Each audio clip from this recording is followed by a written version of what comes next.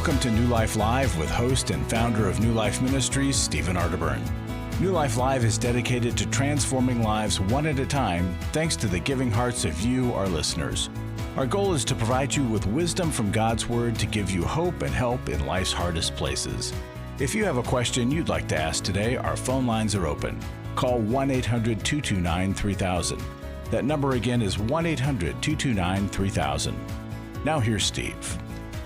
Hi there, and welcome to New Life Live. So glad you're with us here, and joining me, Milan Yekrovich and Becky Brown. Hello there, the two of you. Hi, Steve. Hi, Milan. Hi, and hello there, the two of you as well. You know what rhymes with danger? Manger. Yes, and we'll use that on our Christmas show. I'm thinking Ranger. I'm thinking that's where I was born. The Manger Ranger danger. Okay, this is not exactly a rhyme, but it's close. Anger. Okay. And if you are angry, I've got a tip sheet for you, and there are 10 tips to overcome anger. Now, you know, the root, here's one of them. The root of your anger may, not always, may lie in a lack of forgiveness. Mm-hmm. Now, if you've never forgiven someone who's hurt you, you're caught in this vicious trap that's ultimately going to destroy you. Now, why haven't we forgiven? Maybe we know it's important to forgive, but we haven't. Maybe we forgave too quickly. Mm-hmm. Or maybe we forgave, but we never fully dealt with the pain or the loss that was caused from whatever it was that happened to us. And it just makes sense that if that hasn't been resolved, then you're going to be stuck with some lingering anger. It's going to affect every relationship.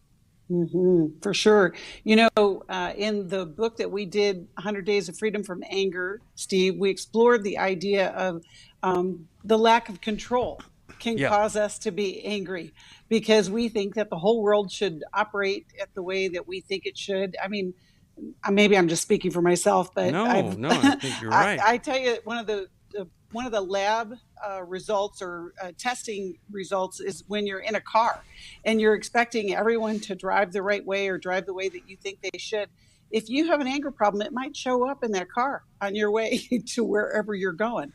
But I think a lot of people misread their anger. They don't understand that the control they're trying to exert is actually got a core of anger or roots of anger somewhere in their life. Mm-hmm. And sometimes you're rocking along here and you don't know you're angry. And your body starts telling you got something to deal with. And so you end up with heart palpitations or high blood pressure or things like that. The key here is you don't have to be angry. There is a path out of anger. And we have talked to people on this show, 20 years they had this tremendous resentment. And then finally, they're asking for some help. 20 years. You don't have to wait that long. We can help you. If you want these 10 ways to overcome anger, we would love to help you with that.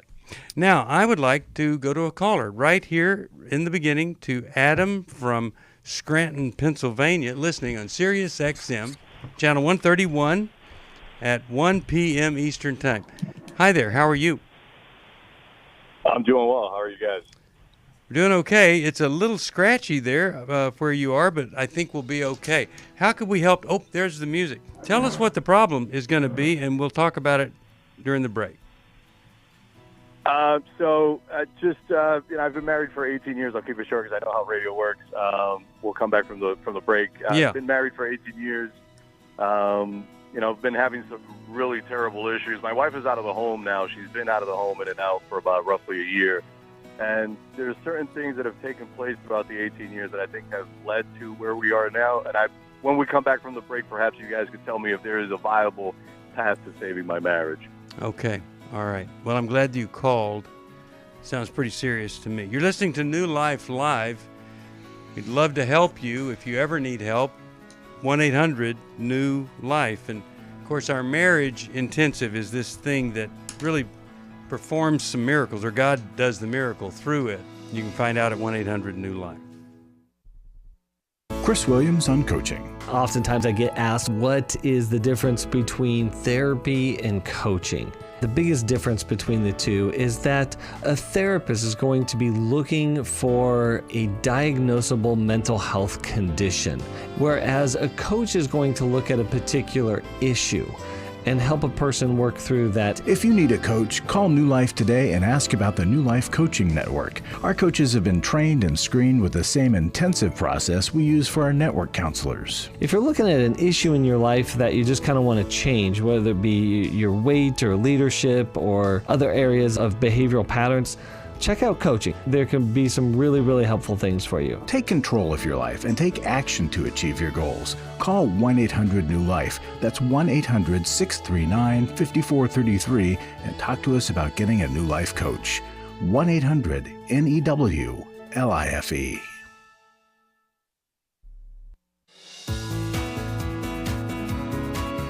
To find out more information about New Life or to order any of the resources mentioned on today's program, call 1-800-NEW-LIFE. Now back to New Life Live. We are back. Adam calling us. Wife's been out of the home for a year. Why is it that she's been out of your home for a whole year there, Adam?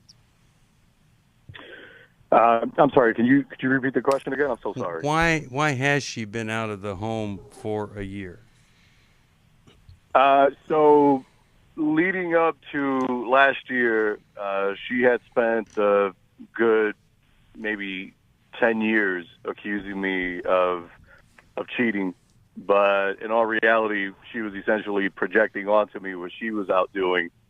It's kind of impossible to cheat on your spouse when you're the one staying home with the kids, cooking, cleaning, making sure the house is straightened out, and you know, all the things that come along with kind of being the homemaker, if you will. So in 2009, she began to accuse me of having these extramarital affairs with individuals who I have never even met to begin with. So that kind of sent me into a realm of depression. I dealt with it for years. In 2016, she kind of called it quits. And thanks to some family members who happen to be Christian, I grew up in an evangelical Christian home. You know, they told me, Adam, just pray. You know, God is going to take care of the situation. And over the last 5 years, she's been holding this resentment over these alleged relationships that I've had, which I last year even went to the extent of proving that they were lies because I found these women and I confronted them. And you know, she's still doubling down on the lies. But you say we have 4 kids. She's unfaithful?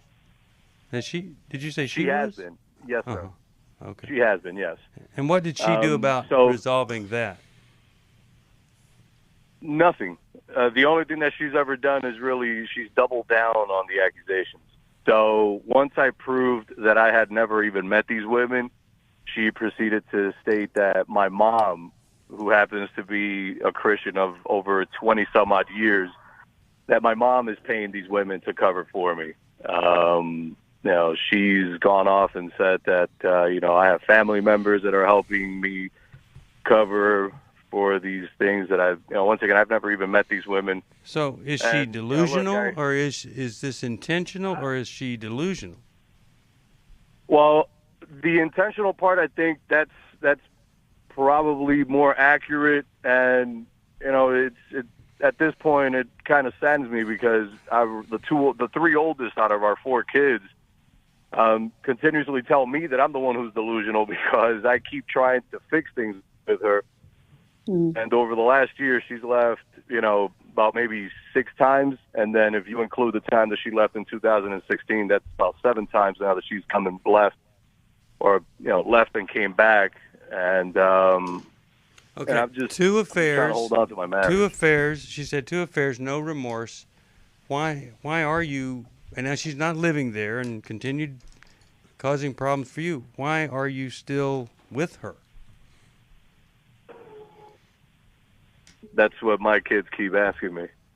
Well, we want to see marriages fixed. We want to see marriages fixed, but you have to have people that also want them fixed. And I wonder if she would, if you could say to her, I think the least we could do is go to this intensive called How We Love, because we've saved a lot of marriages like this. Unless she is literally delusional, and this is not something that she's intentionally doing. It's something that's in her head, but it's not real. Can I ask a question? Adam, Sure. in all of this time, have you guys ever sought help for the two of you? Not just independently, but the two of you to sit with a counselor, pastor, whatever, to talk about this mess? So when she came back at the end of the summer of 2016, she threw in my face that she knew what she knew. And honestly, I think she was doing it intentionally just so she can have an excuse to leave. When she came back, I sought help individually, and I was hoping that would lead to us being able to go together and seeking help. And Okay. I went to, I believe I went to about 3 sessions, and every time I came back from one of those individual sessions, she would always greet me with, "How did the visit to the crazy doctor go?" And it Right. was like, Okay. well, So wait a minute. the answer is that you guys haven't done anything together in order to save or work on the marriage. And the hard part is that the chaos is what is the focus of your marriage. Like, you guys probably spent a lot of energy and a lot of time managing all of this chaotic behavior. And I agree with you, Steve. It'd be great if they would come to intimacy and marriage. But here's the thing, Adam. There's a reason for you not to draw the line and say, okay, we're done with this. What is the reason that you're not doing that? And what she said, if you didn't hear it, she's asking the reason that you haven't said, okay, that is enough. I have to draw the line here. This is something that Jesus talked about when somebody's unfaithful. She's asking, why haven't you reached that point with her? I think predominantly because I grew up in a broken home, and for the most part, I've growing up, my dream was to have a home where, when I had kids, if I had kids, which in this case I had 4 of them, with her, the only 4 kids that I have, I wanted to make sure that they were going to grow up in a nuclear home.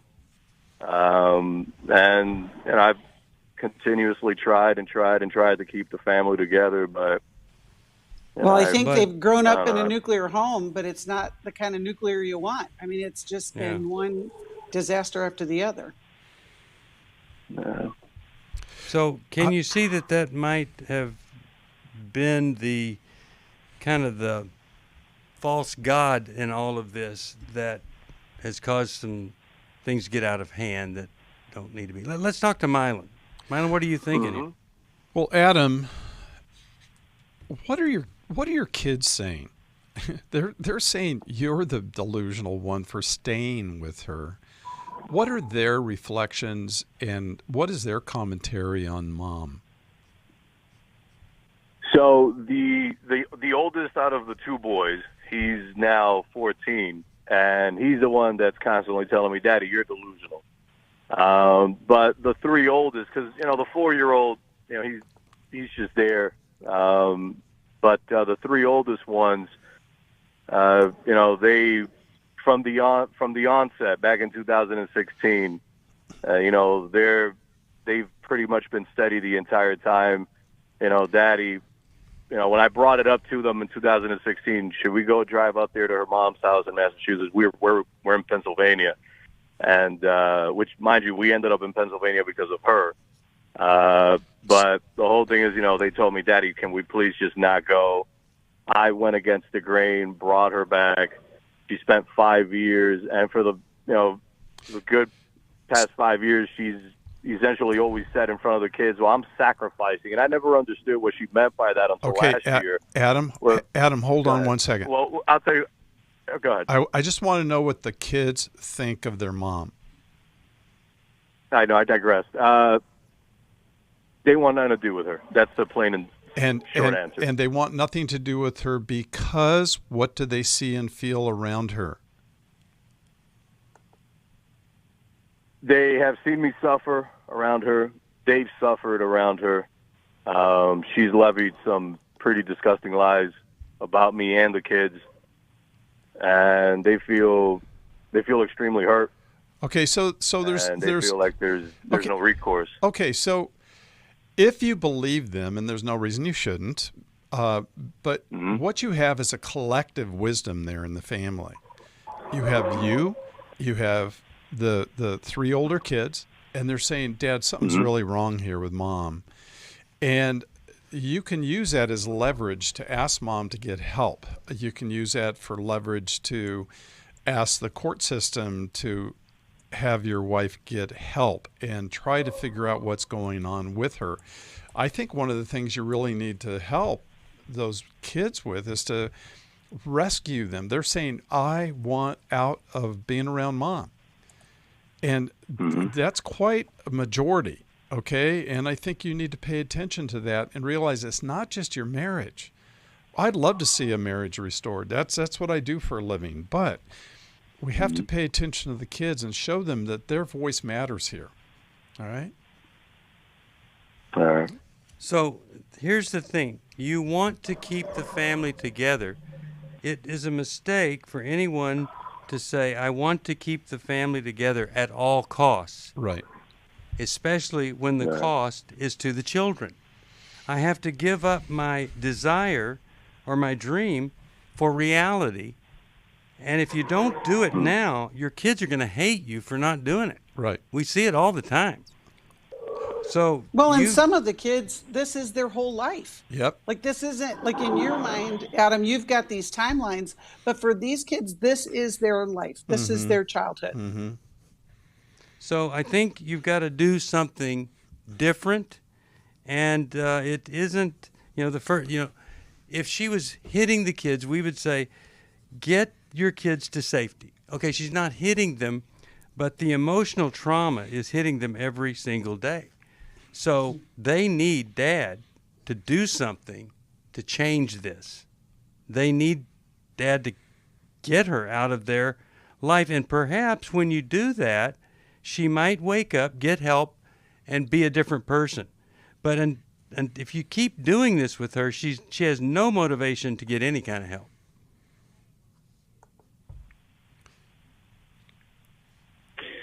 I figured that was the answer that I was going to get, and I only feared it because I know that I've been pushing on something that, honestly, I should have done a long time ago, which was to do the initial advice, which was to listen to my kids. And okay, so does she work and support you, and you stay home? She was. Up until about 2016, at that point she was fired. I was already in the process of establishing a company. That kind of fell, by the wayside, and then I started doing independent contracting, and that's pretty much what I've been doing over the last 6 years. So I'm actually now the breadwinner of the home. Okay. So I'm glad that you called us, because you might not get this from anybody else, because the right Christian thing to say in many circles is, well, you have to hang in there no matter what. But man, this is beyond you, and it's beyond her. It's your kids. And so I really think, just in the case of a woman whose husband is unfaithful, sometimes we say you have to do something pretty dramatic. First, safety, emotional, spiritual, and physical for the kids. And then perhaps doing that might wake the person up to the reality of what they're living. The other thing too, Steve, that reality can be set by a court, because they will listen to 14-year-olds. They will say, what is going on with you? What's happening at your home? They can also order a psychiatric evaluation. And when it comes down into custody issues, if the kids were to say, I don't want to be with Mom, that's really important for the courts to hear. Because I think your wife needs help. Something's wrong. I don't know what it is, but there's a lot of, as we've already said, a lot of fear and paranoia, and then a lot of, you use the word projections, but there is a lot of collusional, delusional types of thinking. Well, yes, Becky. and I want to say one thing before we go to the break. Adam, you need help as well. Mm-hmm. I want you to get focused on being the best dad you possibly can be, whether she gets it figured out or not. Right. So that your kids aren't questioning your judgment. They're not questioning why you're doing. They know their dad. They trust their dad. And so that will require you sitting with a counselor, you getting with a group of men on a regular basis, not to try and figure out these last years of why this happened, but literally, what am I going to do with what I have and going forward so that I can have a good positive force in my children's lives. And I hope and pray that your wife would respond to that, but we don't know that. And I know from your history, what you're saying is it's more of the same. So let's do something new and get a new start on your life. We'll be back. My husband was involved with a pornography addiction. He was unfaithful. I called the wedding off. He stepped out on the marriage and ended up having a child. The Restore Workshop is designed for a woman dealing with a man's sexual addiction issues. My husband is a recovering sex addict. There were strip clubs, other ladies. If you've been affected by betrayal, an emotional or physical affair, or pornography, the Restore Workshop will equip you with support and tools to help you through. Restore has empowered me and has given me the tools to work through my anger, work through my pain, work through my confusion, and help me realize that I am worthy. Being here and being surrounded by people who get it has given me my power back. The Restore Workshop is coming to Washington, D.C. November 11th through the 13th. To register or to find out more, call 1-800-NEW-LIFE or online at newlife.com. Thank you, Restore. You have changed my life forever. Chris Williams on coaching. Oftentimes I get asked, what is the difference between therapy and coaching? The biggest difference between the two is that a therapist is going to be looking for a diagnosable mental health condition, whereas a coach is going to look at a particular issue and help a person work through that. If you need a coach, call New Life today and ask about the New Life Coaching Network. Our coaches have been trained and screened with the same intensive process we use for our network counselors. If you're looking at an issue in your life that you just kind of want to change, whether it be your weight or leadership or other areas of behavioral patterns, check out coaching. There can be some really, really helpful things for you. Take control of your life and take action to achieve your goals. Call 1-800-NEW-LIFE. That's 1-800-639-5433 and talk to us about getting a New Life coach. 1-800-NEW-LIFE.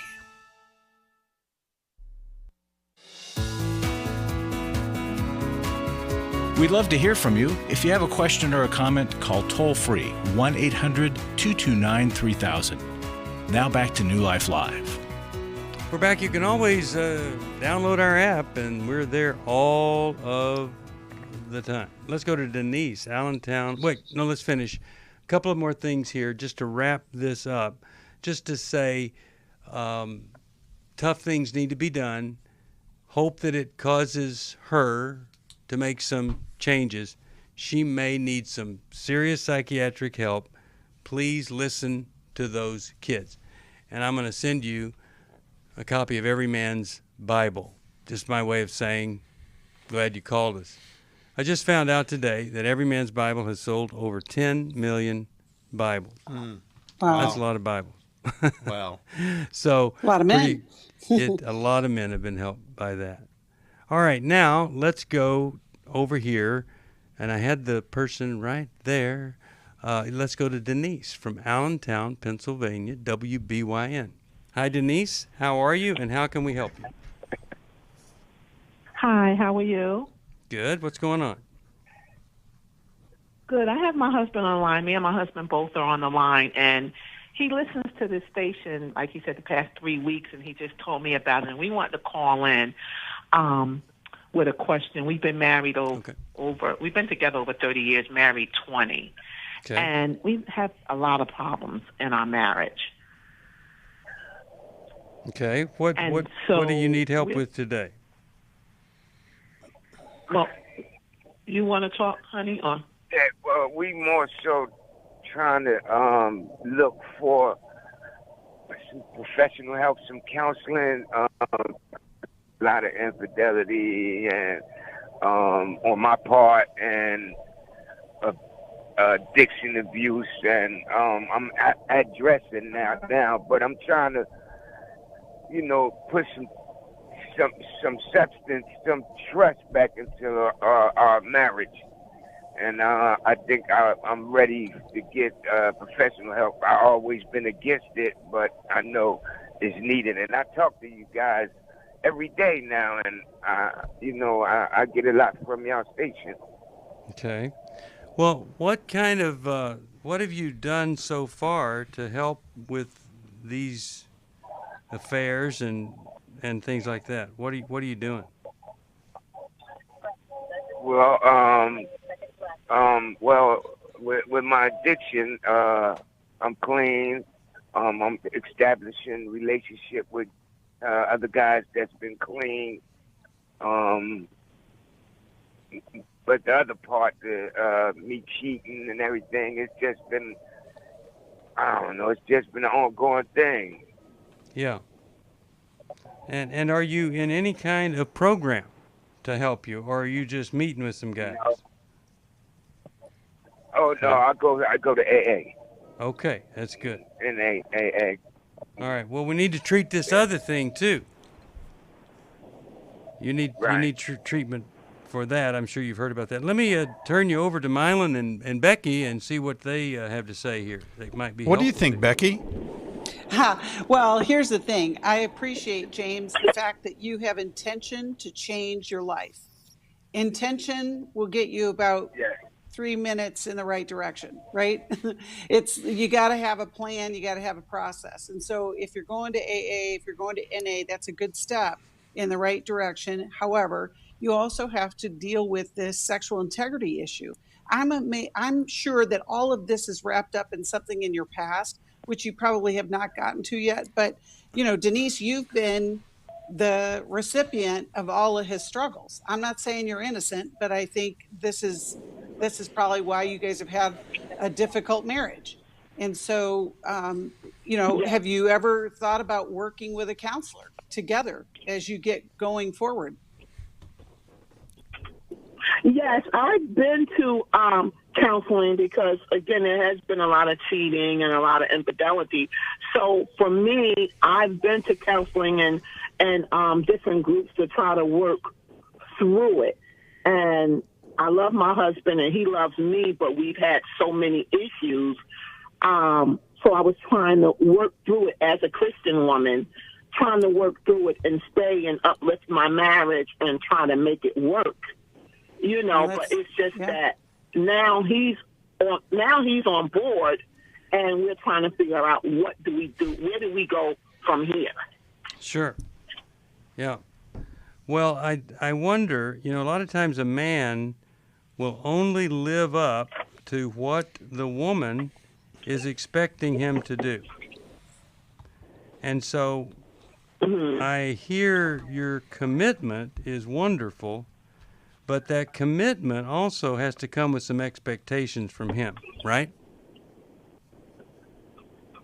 Yes. In other words, you're reached a point where you really need to be at a point where you're saying, okay, so now you're getting help for the drinking and here we go. So, but you're going to have to get more help, honey, or this really can't just be something we overlook anymore. So there has to be resolve on your part that it's going to be different. He needs to be different, or your reaction is going to have to be different. Does that make sense to you? Denise, does that make sense to you at all? Yeah, yes, it does. It makes a lot of difference. When you said different, that's exactly it. And this first step that he did today, because I never knew about this radio station. Yeah. He called me. He's a truck driver. And it's so good. Me, and this first step is definitely different. It's wonderful. That's wonderful. But what you got to do is say, okay, but now we got to look at what if what's going on now isn't sustained, see? Because a lot of times we get motivated and then we aren't. anymore. We'll talk about that right after this. You're listening to New Life Live. For most of my life, I've been dealing with an opiate addiction. Why is opioid addiction quickly becoming one of our nation's biggest killers? Maybe it's because it isn't only those who are addicted who are in denial. We did what I see so many parents do, is it can't be an addiction. There's something medically wrong. It's impossible to solve a problem when you don't know what you're up against, and families will try to find any explanation except the one that will put them on the right path. Alcoholism and drug addiction is a family disease. It doesn't affect just the individual. If someone you love is abusing painkillers, know what you're up against. It's time to admit it's addiction and seek treatment. Call us today at 1-800-NEW-LIFE. We have Christ-centered partner treatment centers around the country. Call 1-800-639-5433 or visit us online at newlife.com. We just made a decision. We will do whatever it takes. 1-800-NEW-LIFE. I was really living a very anxiety-filled life. I turned on New Life, and the topic that day was about anxiety. And just by listening, I got relief. You can help New Life stay on the air by joining Club New Life today. When you sign up to support us monthly through Club New Life, we'll send you the new member thank you gift of the Life Recovery Bible personal size, the 1-year Life Recovery Prayer Devotional, the New Life Journal, a New Life pen and highlighter, and a New Life zipper tote to hold it all. Plus, there are ongoing benefits like access to the Club New Life video library, the monthly Club New Life CD or download, quarterly resources, free shipping on purchased resources, and discounts on workshops. Call 1-800-NEW-LIFE. That's 1-800-639-5433.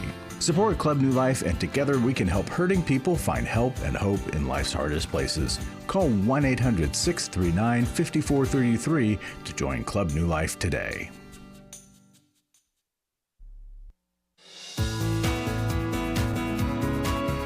We're glad you joined us for New Life Live. To be a part of the program, call 1-800-229-3000. Now back to New Life Live. We're back. Steve Arterburn here. And, well, how about Becky, you want to start with you or Milan, either one, about how do we love this call. And James, if you're willing, we're going to scholarship you into Every Man's Battle. You initiated this call, and it's just wonderful. And so we want to keep you going here. But Milan and Becky, what else we want to say here? Go ahead, Becky. Well, I just want to, because he's a over-the-road trucker, I think that's going to be the excuse that gets used for not doing something different. And so we have to overcome these obstacles. The good news is we have life recovery groups that are available online. And so, that may be a good step for you to get into, both of you actually, because Denise, you're going to have to learn a different way to connect, to heal from some of these offenses that have gone on. I would also encourage you both to join us at an intimacy and marriage workshop. I know the challenge of, work and family, but you guys have been together for so long. Mm-hmm. This marriage has to be a new marriage. Mm-hmm. So everything that you guys have kind of gotten used to doing has to be disrupted, interrupted, and a new path forward. And that's going to take a lot of work. So I would just encourage you, it's got to be, counseling, a group, good support. And if you guys are involved in a church, it could be, that you're with a couples, group or something, where you're seeing good, healthy marriages in front of you. And that's the way that you learn these new ways of doing your new marriage. That's right. Milan, what would you like to add here? I rarely do this, James and Denise, to recommend our own book. But first of all, I do also want to say I'm very proud of both of you, very proud. And this is quite a surprise by joy call. I mean, this is joyous to hear of James listening to the show, calling his wife in, and Denise, you were so cute when you go, this is different. And I love that. And so I would say if you start reading How We Love, and the comfort circle in the last third of the book tells you how to begin having new and different conversations. If James is a driver and he's driving a lot, everything, that book is streaming. It's also, an audio version. so he could listen to it. And then I agree with Becky for you guys to, Denise, for you to go to Restore, which is a great place to join with other women who have been hurt, betrayed, abandoned at various times. And then to come to one of our 3 times a year, we have a New Life Marriage Intensive at 3 different parts of the country, and we'd love to see you at one of those. All right. I'm so glad you called. We'll Wow, get How what a We great Love call. to you. I'm going to send also Worthy of Her Trust.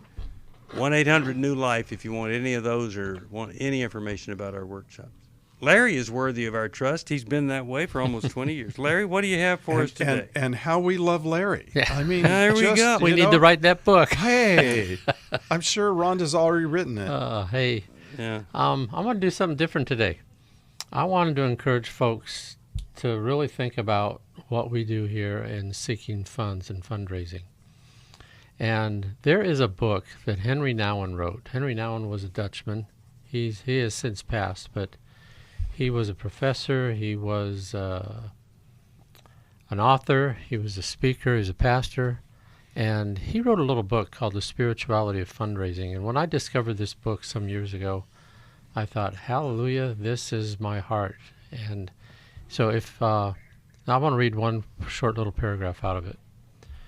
He says, fundraising is proclaiming what we believe in such a way that we offer other people an opportunity to participate with us in our vision and mission.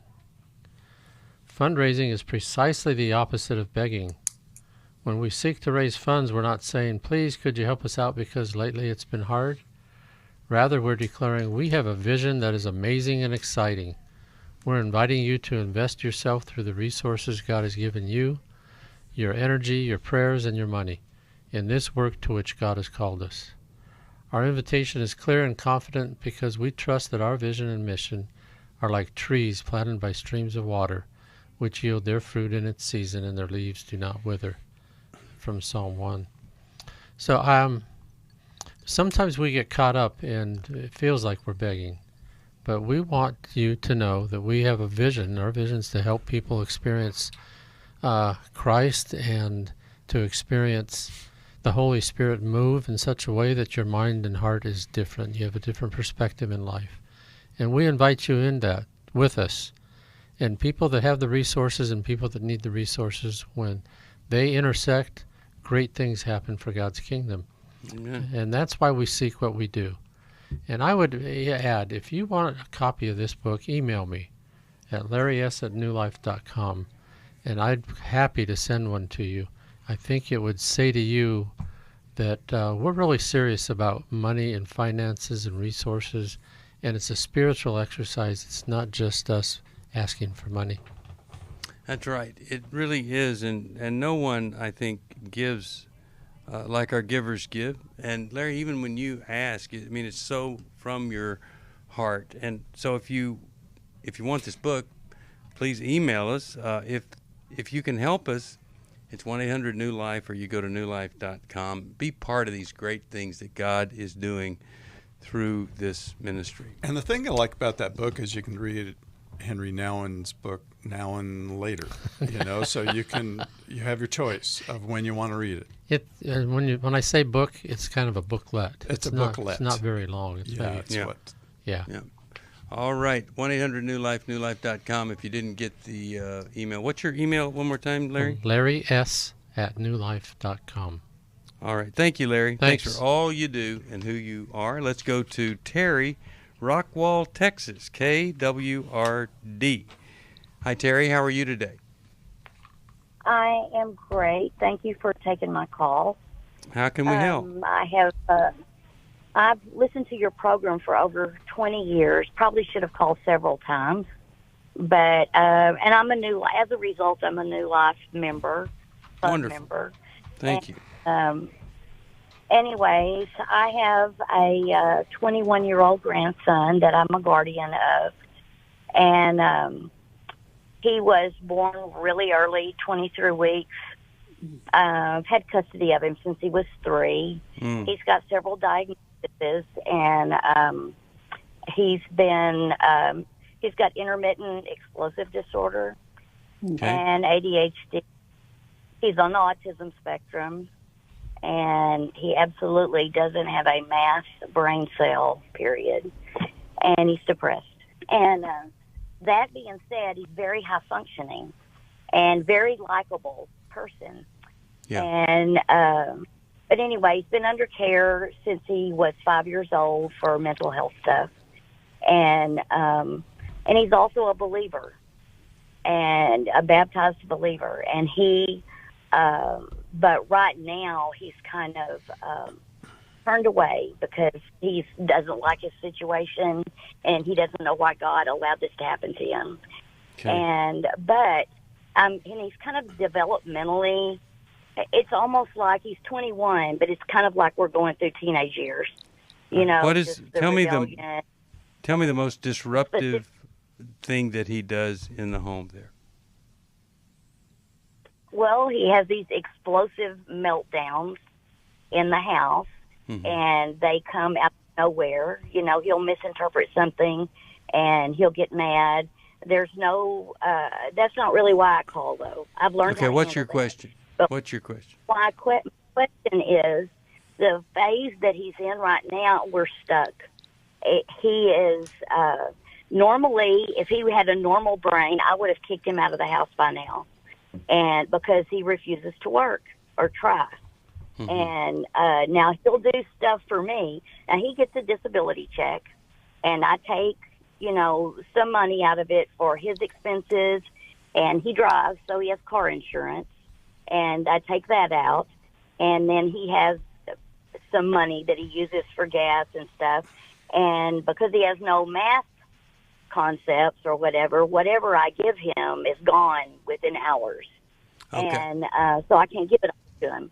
But So anyway, you want him to I'm work? trying- You want him to work? Well, I feel he would be happier, but he isolates himself. He hangs around with people that don't really have a lot of ambition and don't have any expectations of him. And he has a vehicle and they don't, so I think they use him for a ride to their work or something else. So what's your question? And, Terry, what's the question? my question is, I don't know where to go. I don't know. I don't think it's really legal for me to kick him out, but I don't think he could make it. But I don't know what I need to do with him. I don't know what the next step is for me. Okay. With him We're going to in give you some life. help. We'll give you help for this right after this little message here. Got to go to this break. You're listening to New Life Live. Really glad that you are. Thank you for trusting us with your time. For most of my life, I've been dealing with an opiate addiction. Why is opioid addiction quickly becoming one of our nation's biggest killers? Maybe it's because it isn't only those who are addicted who are in denial. We did what I see so many parents do, is it can't be an addiction. There's something medically wrong. It's impossible to solve a problem when you don't know what you're up against, and families will try to find any explanation except the one that will put them on the right path. Alcoholism and drug addiction is a family disease. It doesn't affect just the individual. If someone you love is abusing painkillers, know what you're up against. It's time to admit it's addiction and seek treatment. Call us today at 1-800-NEW-LIFE. We have Christ-centered partner treatment centers around the country. Call 1-800-639-5433 or visit us online at newlife.com. We just made a decision. We will do whatever it takes. 1-800-NEW-LIFE. Hi, this is Steve Arterburn, and for 30 years, New Life has been the most trusted name in Christian counseling. Your ministry has saved my life. If you struggle with emotional hurt, family or marriage problems, the pit of depression, or the pain of addictions, we can help. I'm down 100 pounds now from what I was. You guys are awesome. You're a blessing to America. Our treatment programs provide clinically appropriate solutions from licensed professionals, all in a biblical framework. I have had problems with alcohol. I think God has ordained this place to be His. You don't have to be a prisoner of your pain. Help is available at 1-800-NEW-LIFE. She tells me that I'm a new man, and I feel like a new man. It worked for me, and it can work for them too. This time it is different. If you're ready to take the first step toward genuine spiritual and emotional healing, please call us today at 1-800-NEW-LIFE. God can open the door to a better tomorrow right now. Call 1-800-NEW-LIFE. That's 1-800-639-5433.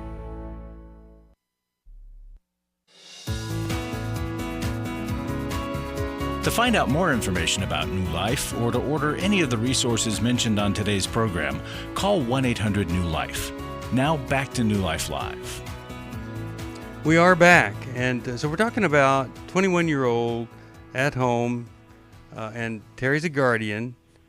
Explosive disorder, that's a little problem, but she's dealing with that. But the big thing is he is not working. She doesn't know what to do.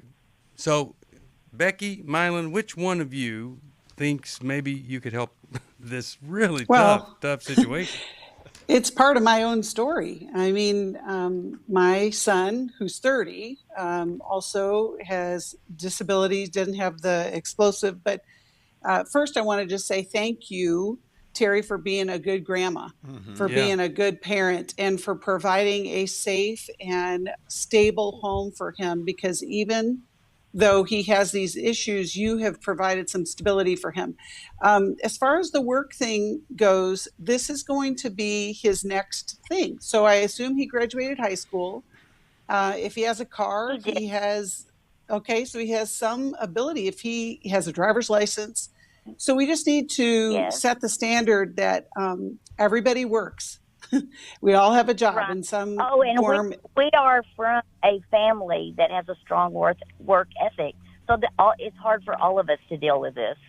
But we went through the Texas Workforce Commission, and against his better judgment, we did it. He grudgingly did it, and he got a job at Brookshire's as a sacker. He was good at it. People liked him, all of that. There was a guy somebody that he knew in the area, which we should have never gone to an area where he's familiar with.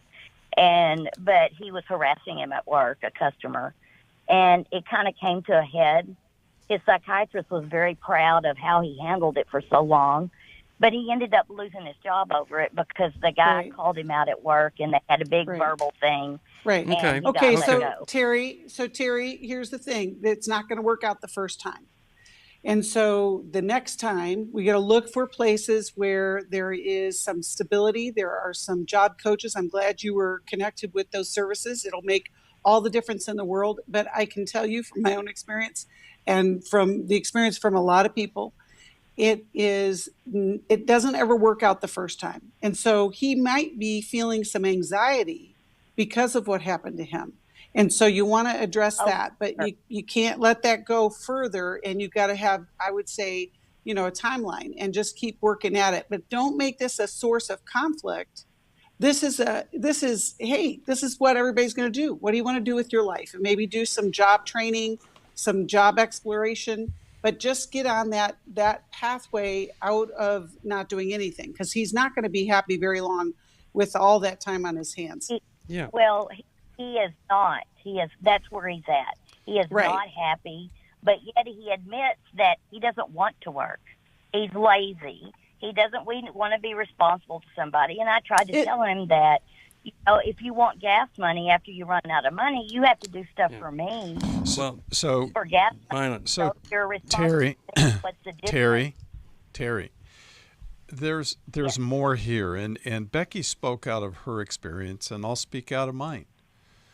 My parents had a sister that was older than me, and she was born with cerebral palsy, and she did not have physical fine and gross motor skill development was impaired, as well as she had cognition issues. And my parents had to have a longer view of what should happen to my sister, because they realized they were not going to be able to take care of her the rest of, for their lives were going to end while hers was still quite active. And they did everybody a favor by figuring out a longer term solution as to where my sister should be. And I was very involved in my sister's life, but I didn't have the complete authoritative financial responsibilities for her. And that was a real blessing to me as well. And I really want you to think, you said you would have kicked him out had he, had a normal cognition. But so you're also asking a question, what do I do? Because we can't manage this for much longer the way it is going. So it's a bigger, more compound question that you're going to have to do some work to find out what on earth can we do with a grandson like this who has these diagnoses and this condition. What are our future options? And that's going to be a part of what you need to be doing right now. The job issues are true and helping him, but he also has to understand he's not going to be able to stay with grandmother and grandfather very long, or at some point in time, it's going to have to change. And I can tell you, Terry, that your own reactivity towards him is also coming from your own anxiety about what's going to happen to him. Yes. And so you have to work on that so that when you get into these kind of conversations where he's pretty highly reacted to whatever you're saying, that you can figure out a way to move back and say, okay, we're not going to talk about this right now. But there are lots of resources for him, especially because he can drive. But you're going to need some help with this. And, you can say to him. That's where we're at. We're 68 and 69 years old. Okay, so you can say to him that you realize that he needed some time after that job that didn't work out. But now there's been enough time. And when people have anxiety, we say, well, go do it afraid, as an encouragement to them. If he's lazy, you have to say to him, well, you're going to have to do it lazy. You're going to have to go to work lazy. And then once you get in the swing of things, you're going to find that if things will go well, it's not a matter of lazy. You'll get in the routine. You'll enjoy having your own money to spend, but you're going to have to do it lazy. We can't wait till our feelings are all right before we go back to work. And maybe he can respond to that. While you're really finding what are the resources. Sometimes a child like him needs a transition center. Other times, it just may be a permanent residence. But I'm hopeful for him that you can help him find a way to be independent. He's going to need some skill training on life management along the way, but find those resources. I think that really is the first thing to do. And sooner than later. Yes, I just can't accentuate that enough. Now, we have so many calls. Oh, I wish I could get to these calls. Please call us tomorrow. We're right here at the same time. I will try to get to every one of you. Thank you for holding on. Please call us. I feel so badly when we don't get to you. In the meantime, here's what we do. We have an intensive for marriage. You don't just hear somebody speak. You go into a group with a licensed clinical Christian counselor. Now, when we talk about our marriage weekend, people will say, oh, it must be like this. No, it isn't. There isn't anything like this from Friday to Sunday. We do the same format with Every Man's Battle, and I have to tell you, there are thousands and thousands of men walking around this planet who are new men because of Every Man's Battle. I mean, it just has what it takes to turn this thing around. It doesn't do everything in a weekend, but the trajectory is totally different. And for every person that has had some kind of sexual integrity problem, every man, there are many times 3 women that have been impacted: the mother, the sister, the wife, the daughter. And to that end, we have Restore. Check out those at newlife.com and 1-800-NEW-LIFE. My thanks to you, Becky Brown. Always enjoy being with you. Milan, thank you for your wisdom. And even though we haven't heard it a lot, your humor that is sometimes corny. We love you. See you next time. Bye-bye. Thanks for listening. We hope this program has helped you by giving you insights for handling the challenges you face in your life. We want you to know that we're here for you, but you also need to know that New Life Live is a listener-supported ministry. To make your donation or to get any of the resources mentioned on today's program, call 1-800-NEW-LIFE. That's 1-800-639-5433, or write to us at New Life Ministries, P.O. Box 1029, Lake Forest, California, 92609. Please join us again tomorrow for New Life Live.